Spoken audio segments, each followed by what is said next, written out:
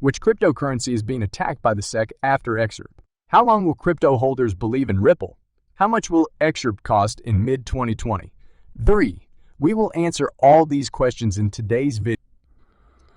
While the cryptocurrency industry awaits the summary judgment in the Securities and Exchange Commission, SEC, lawsuit against blockchain startup Ripple, the case has taken a new twist that has the potential to greatly influence the ultimate conclusion.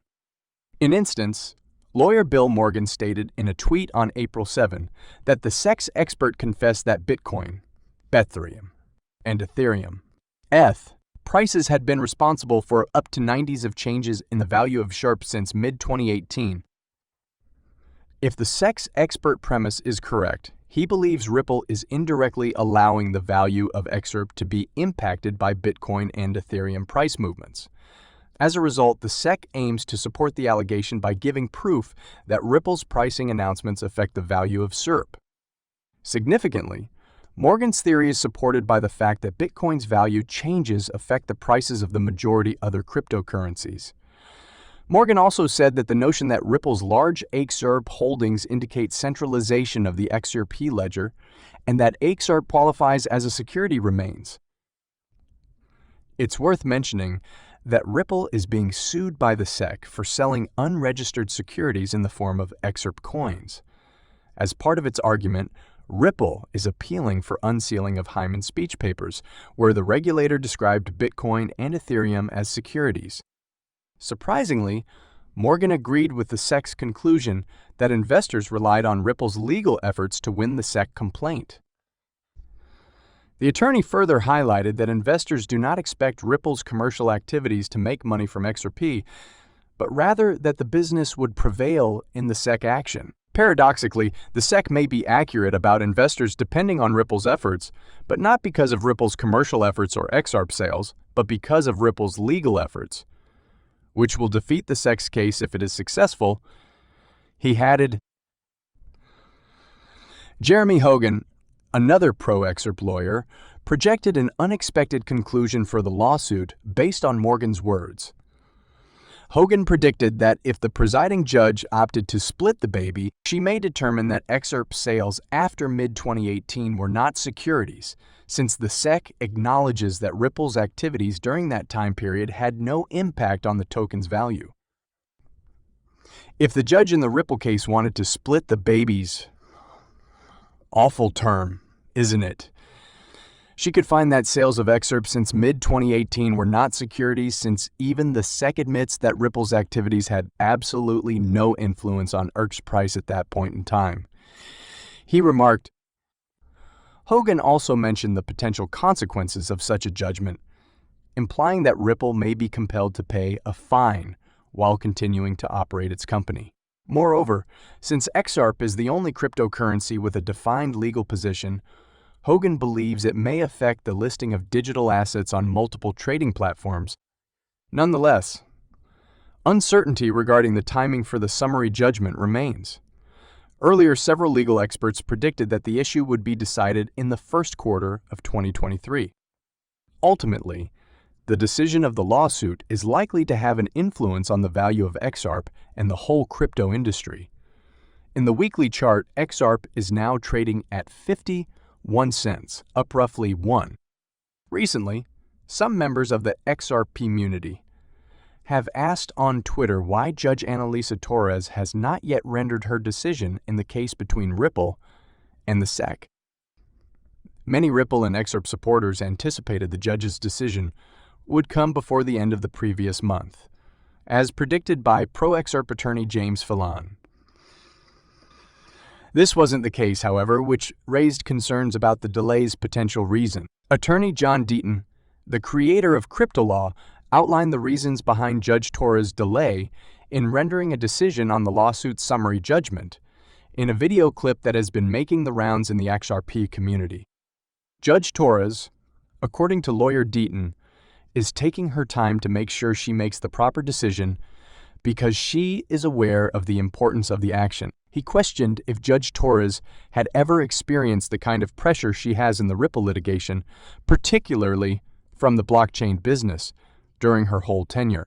I sincerely doubt Judge Torres has ever experienced the stress she is now going through. Judge, Ripple is sending look at what the Voyager judge stated, what the Supreme Court said about fair notice, the SEC's actions, Binance, and the CFI's actions, Binance, and the CEFTES, among other things. Deaton was cited as adding. He clarified that these events are taking place at a time when he and many other people claimed that her ruling in the litigation will provide the U.S. crypto market with regulatory certainty. He emphasized that since 1946, the time of the Howey case, the pending Ripple v. SEC complaint, is the most major non-fraud SEC enforcement action. Deaton continued by saying he does not hold Judge Torres responsible for the speed at which she formulates her ruling. Deaton claims that Judge Torres is under a lot of pressure since she is aware that if she rules against Ripple, the blockchain corporation would file an appeal with a higher court. He noted that the judge must provide an explanation of her reasoning if she awards summary judgment to Ripple. So, he added, I don't blame Judge Torres for being extremely cautious about how she works on this judgment because if it goes against Ripple, she knows it's going to a conservative court, and if it is for Ripple, she has to defend it. Attorney Deaton also asked the XRP community to be patient, since the decision is not as straightforward as many believe. Days prior to his most recent statement, Deaton said that Judge Torres may take as long as 2 months to make a decision about the complaint. Thousands of XRP holders are represented in the lawsuit by Deaton as an amici curiae, friend of the court, and she claims that Judge Torres' summary judgment decision often follows her decision on the Daubert motions by a few months. Deaton said on March 31 that the decision might take up to 60 days in light of this. Brad Garlinghouse, the CEO of Ripple Labs, has attacked the chairman of the U.S., Gary Gensler of the Securities and Exchange Commission, SEC, for determining whether crypto tokens are securities. On Thursday, Garlinghouse tweeted, "It defies logic for the SEC chair to say that he determines what constitutes a security, rather than the statute from which his agency obtains its authority. It is past time for elected authorities in the United States to take notice."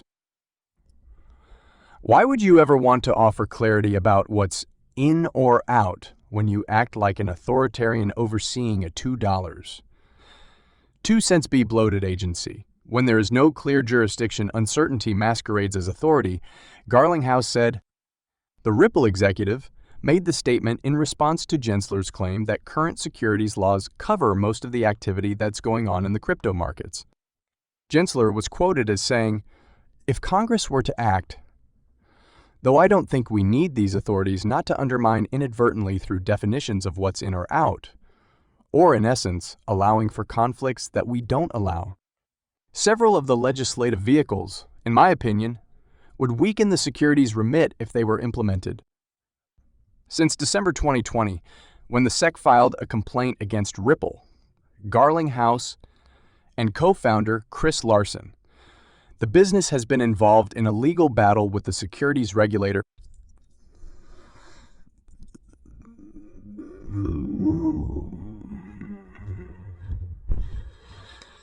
The SEC declared XRP to be a security, although Ripple and Garlinghouse have continually denied this. Gensler has underlined the need of Bitcoin exchanges and lending platforms coming in to discuss how to comply with the SEC on multiple occasions. Garlinghouse, on the other hand, has accused the CC of engaging with crypto businesses simply to generate leads for its enforcement division. There have also been persistent accusations that the SEC lacks clear regulatory rules, making it difficult for crypto firms to assure compliance. The SEC has issued a Wells notice to the NASDAQ-listed cryptocurrency exchange Coinbase investigating alleged securities law breaches. In its reaction, the business said the SEC will not allow crypto companies come in and register. "We tried." However, Gensler has consistently stated that, with the exception of Bitcoin, all crypto tokens are considered secure.